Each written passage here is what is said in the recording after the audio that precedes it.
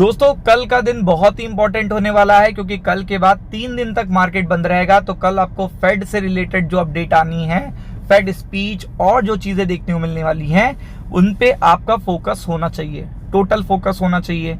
तो अगर आप देखेंगे तो यहाँ पे मैं आपको की इवेंट बताऊंगा जो कल मार्केट में देखिएगा असर डालेंगे, क्योंकि ये इंफॉर्मेशन 3 जगह से आनी है, एक जगह से नहीं आनी है, 3 जगह से आनी है। तो इसलिए बिना किसी देरी के स्टार्ट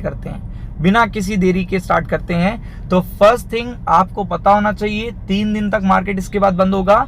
तो टैरिफ रिलेटेड जो भी डेवलपमेंट्स होंगे, जो भी आपको देखने को मिल रहा है टैरिफ रिलेटेड डेवलपमेंट, वो बहुत ही इंपॉर्टेंट है, क्योंकि यहाँ पे ये माना जा रहा है US official are expected to visit India for bilateral trade agreement negotiation.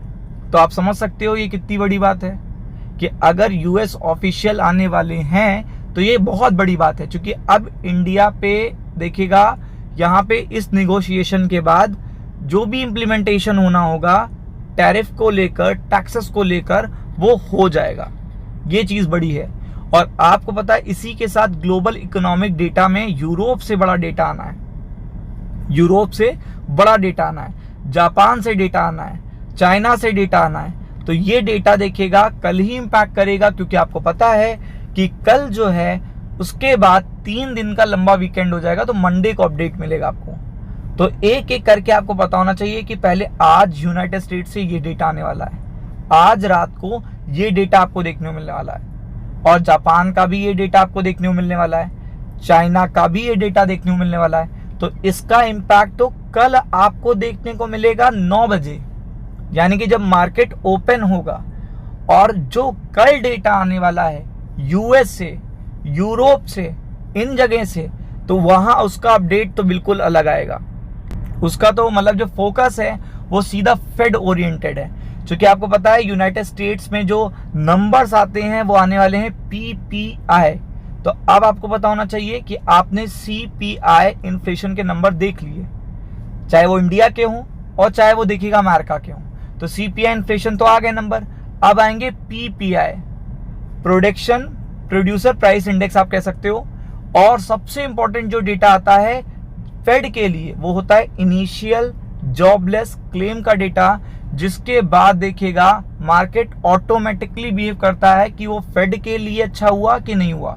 तो इस डेटा के आने के बाद आपको पहले तो बॉन्ड मार्केट चेक करना है। क्या करना है? बॉन्ड मार्केट चेक करना है। अगर बॉन्ड मार्केट इसके बाद अप हो जाता है, ऊपर भागने लगता है, तो ये मार्केट के लिए अच्छी अपडेट नहीं है, और अगर नीचे भागने लगता है तो ये अच्छी अपडेट है। तो ये सबसे इंपॉर्टेंट फेड का डेटा है कल के लिए, क्योंकि फेड मिनट्स में देखिएगा इसका जिक्र होगा। चलिए, फिर जीडीपी का डेटा आने वाला है यूरो एरिया से। यहाँ पे आपको पता है 20 से ज्यादा नेशंस हैं, और 12:30 पे इसका इम्पैक्ट पड़ेगा कल।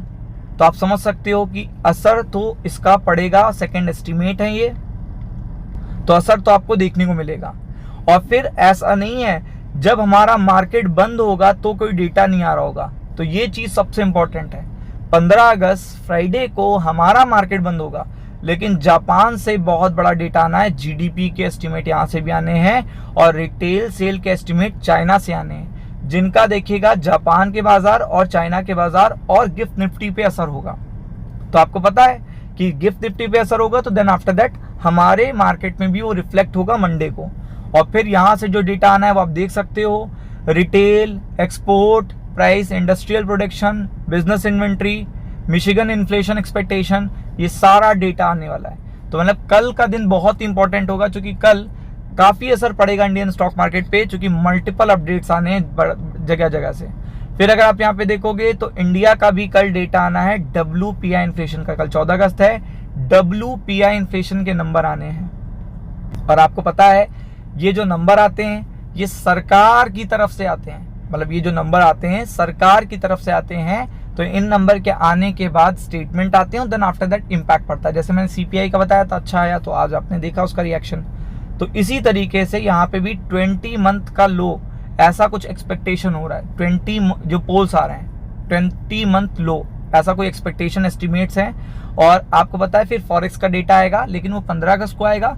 तो आपको भी पता है कि फॉरेक्स रिजर्व का डेटा मंडे को सीधा इम्पैक्ट करेगा।